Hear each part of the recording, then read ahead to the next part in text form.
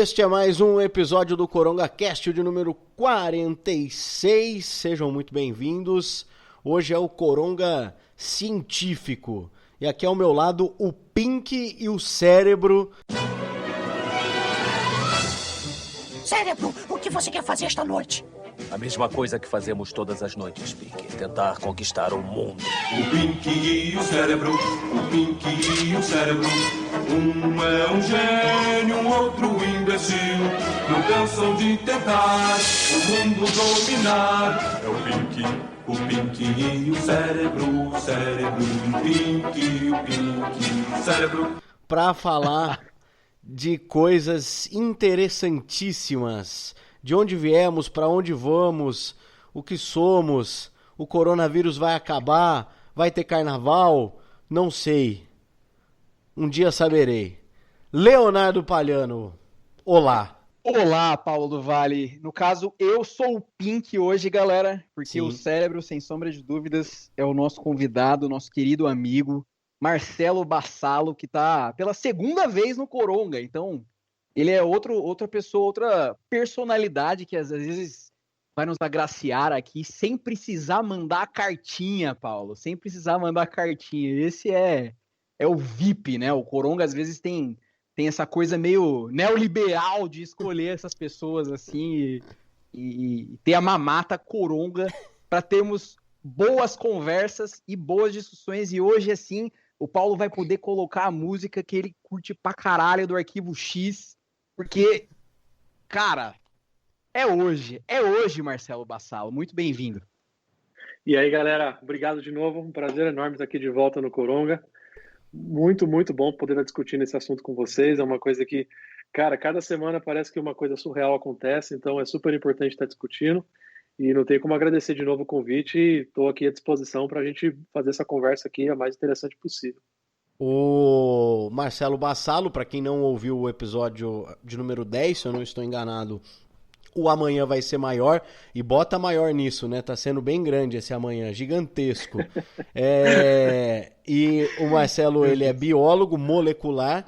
Fale o seu currículo da forma bonita, porque a gente tem muitos doutores que ouvem o Coronga, mestres, doutores, PhDs... tudo isso de bonito que eu não sou, que vocês são os letrados.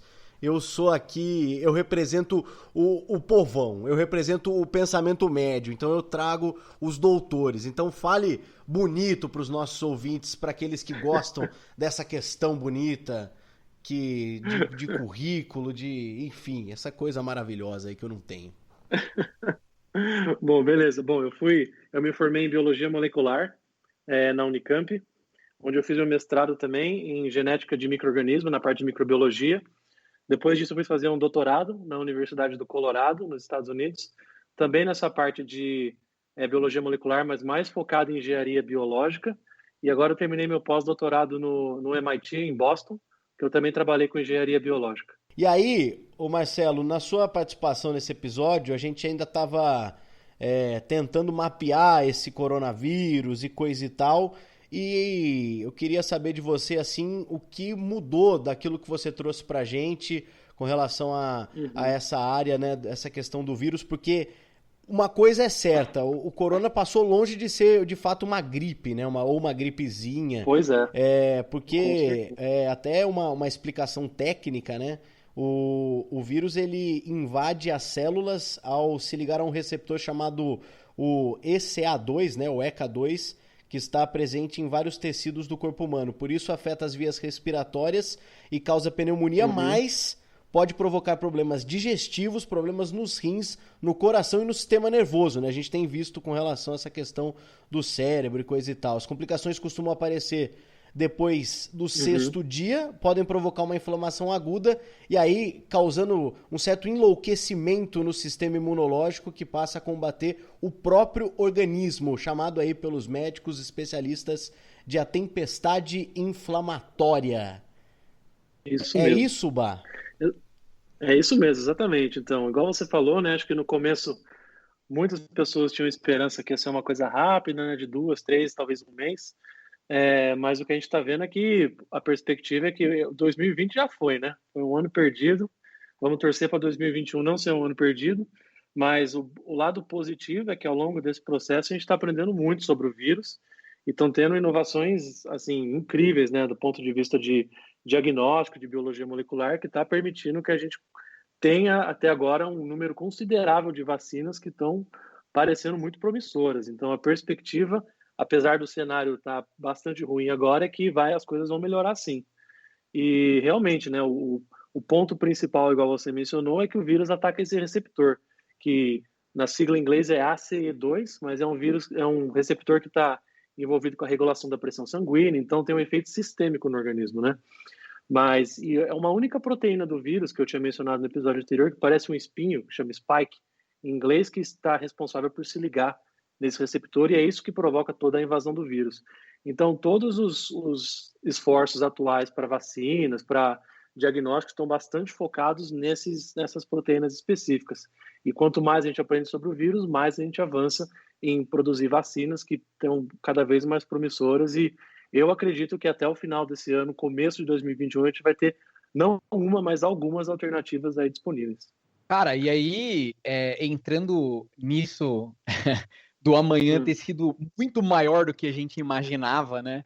Ontem, né, e a gente está gravando aqui no dia 2 de agosto, ontem foi o dia 1º, o sábado, né, e a OMS se reuniu e avisou que o Comitê de Emergência da organização reavaliou a pandemia e eles estão estimando que o risco apresentado pelo vírus é muito alto e vai demorar para passar, e esse negócio, assim, vai ser uma pandemia de longo prazo, né, assim, aí eles trazem os números, que infectou já pelo menos 17,6 milhões de pessoas no mundo, e isso, assim, até a vacina ser um negócio já amplo, que demora, né, por mais que seja promissora, o que a gente tem visto, assim, e aí vamos falar disso também, da vacina de Oxford, da vacina da China e da vacina da Rússia, né,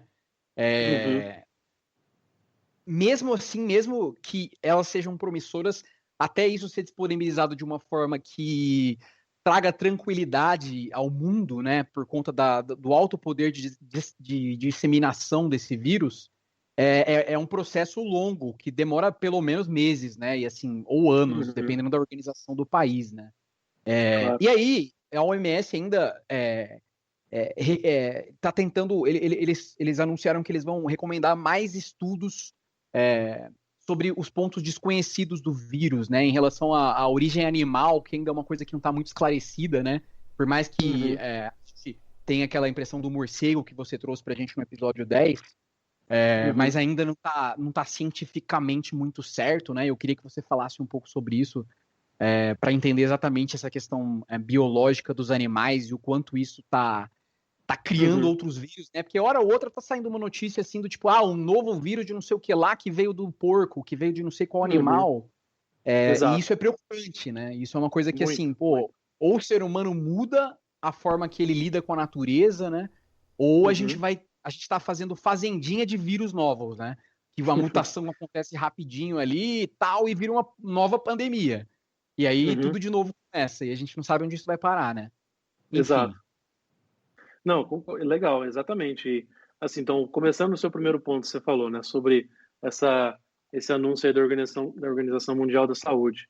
E realmente, né, acho que uma das coisas que mais vai definir esse cenário é a eficácia da vacina e o quanto tempo de imunidade ela vai conferir, né? Tem vacina que confere imunidade para 1 ano, tem uma que são mais 5 anos.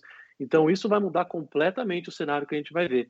Então, existem cenários que são bastante otimistas, né, que vai ser uma vacina super boa, que vai conferir uma imunidade potente, e a gente está livre desse negócio de uma vez por todas, bem pouco provável, mas possível, mas um cenário mais plausível é que o coronavírus vai se tornar uma coisa endêmica, né, então vai deixar dessa categoria de pandemia, que está parando a economia e a vida de todas as pessoas, e vai se tornar uma coisa mais endêmica, em que pontos isolados vão ter outbreaks, né, do coronavírus, e a vacina vai lá para intervir e tentar conter naquele local.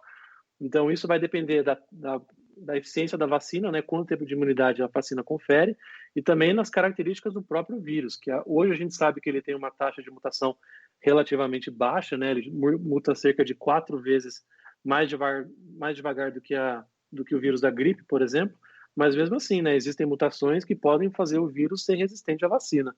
Então, todos esses fatores aí operam junto, né, para definir qual que vai ser o cenário da pandemia no futuro. Vai ser, acabou de uma vez, vai ser uma coisa mais endêmica, como é que isso aí vai acontecer ao longo dos próximos anos. Mas vamos ver, né, existem, assim, como eu disse, algumas vacinas aí que estão no pipeline, né, que estão sendo desenvolvidas, então a ideia é que talvez nenhuma seja perfeita, mas talvez a combinação delas possa ser utilizada de uma forma que ajuda a gente a pelo menos ter uma vida que retorna um pouco parecida com o que era o normal antes, né? Então, essa aí é a perspectiva que a maioria dos pesquisadores assim tem sobre esse cenário. Em relação à origem também, outro ponto extremamente importante, igual você falou, né, a teoria mais aceita é que veio de morcego, até porque morcego é um reservatório de coronavírus, né? Tem muitos e muitos, muitos tipos, principalmente no sudoeste da Ásia. E por conta de o coronavírus ter supostamente surgido no mercado da China, né, Wuhan, as pessoas olharam mais por ali, mas se você passar da fronteira da China, for para o Vietnã, para outros lugares ali, tem muitos e muitos e muitos morcegos, e a realidade é que a gente conhece muito poucos desses vírus. Então, o repertório ali de diversidade biológica de vírus é gigantesco, né?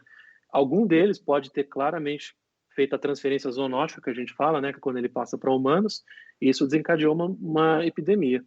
E por que é importante saber isso, né? Porque se a gente conseguir entender exatamente qual foi o processo, qual foi todo o caminho que o vírus, o novo coronavírus fez, né, para chegar até a gente consegue agora estabelecer pontos ali de rastreamento, né, de monitoramento desses pontos para saber, surgiu um vírus novo aqui, surgiu um vírus novo ali.